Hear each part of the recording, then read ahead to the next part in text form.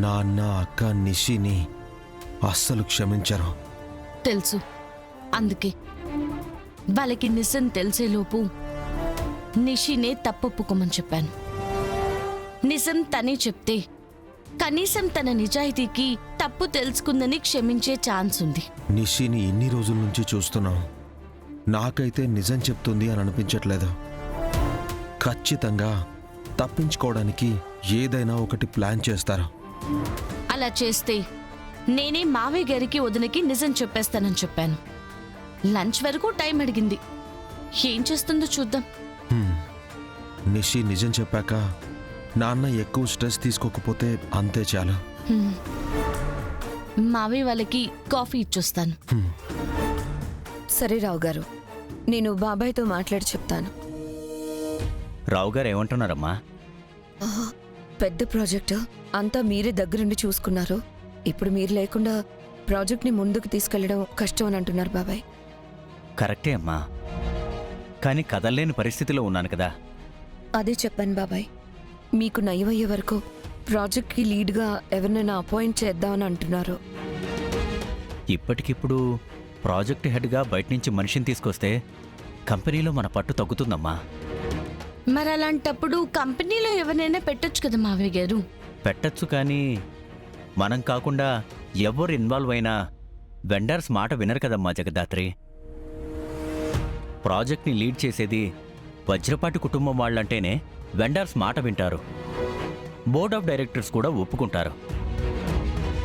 పైగా ఇది కోట్లతో కూడిన ప్రాజెక్ట్ కదా జగదాత్రి.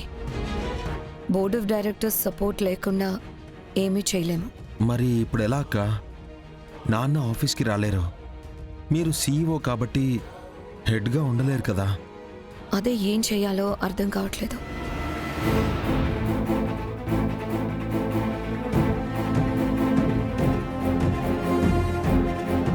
ఓ పంచేద్దాం కోష్కి. నా బదులు మీ పిన్నిని లీడ్గా ఉంచుదాం. వెనక నుంచి నువ్వు నేను చూసుకుందాం. ఏమాత్రం ఎక్స్పీరియన్స్ లేని పిన్నికి ఇంత పెద్ద ప్రాజెక్ట్ ఇస్తున్నామని కంపెనీలో అందరూ మాట్లాడుకోవడం స్టార్ట్ చేస్తారు బాబాయ్. ప్రాజెక్ట్ స్టార్ట్ అవ్వకముందే ఎన్ని డిస్కషన్స్ మనకు మంచిది కాదు. నువ్వు చెప్పింది కరెక్టేనమ్మా. పైగా మీ పిన్ని ఓ పెద్ద పిచ్చిది. ఎప్పుడు ఎలా ఉంటుందో ఎవ్వరికీ తెలీదు. కానీ ఇప్పుడు మనం ప్రాజెక్ట్ని కాపాడుకొని ఎవరు అభ్యంతరం చెప్పకుండా ఉండాలంటే మరి ఎవరిని లీడ్గా పెడతారు వదినా?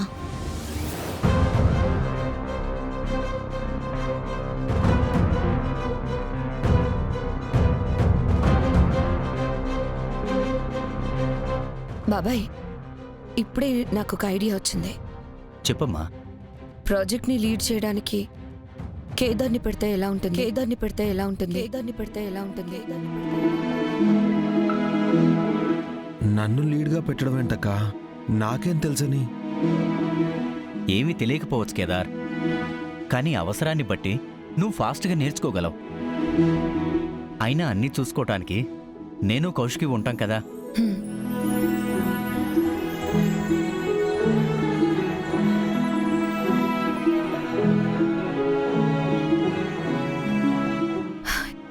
ఏమైంది జగదాత్రి? ఏమైనా ప్రాబ్లమా? ప్రాబ్లమేం లేదక్క. ఇంట్లో యువరాజుండగా నన్ను ఇంత పెద్ద ప్రాజెక్టుకి నాన్న స్థానంలో కూర్చోమన్నారని వాడికి తెలిస్తే అనవసరంగా గొడవవుతుంది. యువరాజ్ని ప్రాజెక్ట్ లీడ్గా నాన్న స్థానంలోకి తీసుకుని రావడం కరెక్ట్ అనిపిస్తోందక్క. వాడి గురించి నేను ఆలోచించాను కేదార్, కానీ యువరాజ్ ఆవేశం గురించి మీకు కూడా తెలుసు కదా. వాడు నిర్ణయాలను ఆలోచించి కాకుండా ఆవేశంలో తీసుకుంటాడు. పంతాలకు పోయి ప్రాజెక్ట్ని పట్టించుకోడు. కరెక్ట్గా చెప్పావమ్మా. 100 కోట్ల ప్రాజెక్టు 1000 మందితో కలిసి పనిచేయాలి. వాడికంత ఓపిక అస్సలు లేదు. మీరు చెప్పింది కరెక్టే అక్క. కానీ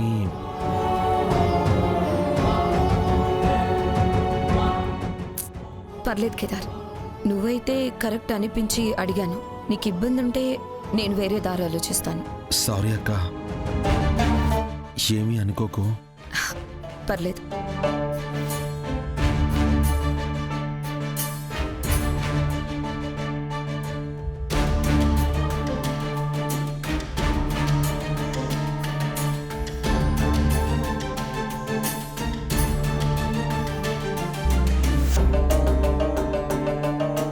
మావయ్య గారితో వదినతో టైం స్పెండ్ చేయడానికి వాళ్ళకి దగ్గర అవ్వడానికి ఇంత మంచి అవకాశం వస్తే ఎందుకు కాదన్నావు కేదార్?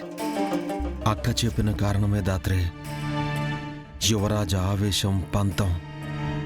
వాడి ముందు నాన్నతో నవ్వుతూ మాట్లాడితేనే తట్టుకోలేకపోయాడు. నాన్న నాకు సపోర్ట్ చేస్తే సహించలేకపోయాడు. అలాంటిది నాన్న అక్క వాడిని కాదని నాకు ప్రాజెక్ట్ ఇచ్చి పోస్ట్లో ఉంచితే వాళ్ళు ఊరుకుంటారా? ఊరుకోవడం ఏంటి? యుద్ధం చేస్తాడు. ఇంట్లో ఎవరిని ప్రశాంతంగా కూడా ఉండనివ్వడు. మామూలుగా ఉన్నప్పుడు వాడు ఏం చేసినా భయపడేవాడిని కాదు గాని ఇప్పుడు నాన్నకి ఆరోగ్యం బాలేదు. ఇప్పుడు వాడు నాన్నని అక్కని ఒక్క మాటన్నా మా నాన్న తట్టుకోలేరు. అందుకే అక్క ఇచ్చిన పోస్ట్కి నో చెప్పా.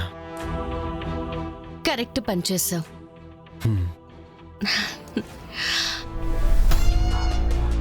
అత్తయ్య, జగదాత్రి వంటగదిలో ఉంది. కేదార్ మావయ్యని స్విమ్మింగ్ పూల్ సైడ్ తీసుకెళ్లాడు. అయితే మన ప్లాన్ అమలు చేసేదానికి ఇదే సరైన సమయం అమ్మే. యువరాజ్ వచ్చాడు. నిషి, నువ్వు రెడీ కదా? ఉమ్.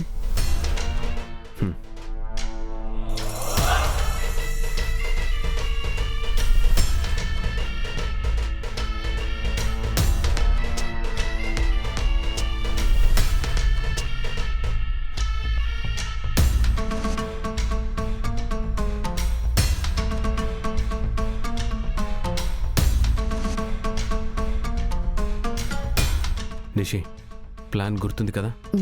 గుర్తుంది. లంచ్ కోసం జగదాత్రి అందర్నీ పిలుస్తుంది. మావయ్య వదిన వాళ్ళు హాల్లోకి వచ్చే టైంకి నేను ఫోన్ చూసుకోకుండా ఆ వైర్ మీద కాలు పెట్టబోతూ ఉంటా. వైర్ స్విచ్ బోర్డుకి కనెక్ట్ అయి ఉండటం, స్విచ్ ఆన్ అయి ఉండటం చూసిన జగదాత్రి నన్ను కాపాడటం కోసం నన్ను సైడ్కి నెడుతుంది. నేను వెళ్ళి కరెక్ట్గా ఆ చైర్స్ మీద పడతాను. అప్పుడు నేను అబ్బోడు నీ కడుపు ఏమైపోయిండాదోనని అరుస్తాము. నువ్వు కళ్ళు తిరిగి పడిపోతావు. నాన్న అక్క దృష్టిలో నీ కడుపు పోవడానికి కారణం జగదాత్రి అవుతుంది.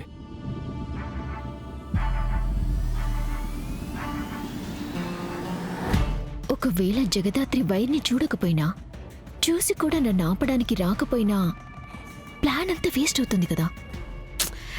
అమ్మి నిషి, ఏదైనా పని చేసే ముందరా అంతా మంచి జరుగుతాదని అనుకోవాలా, అంతేగాని ఇట్లా అనుమానాలు పెట్టుకోకూడదు.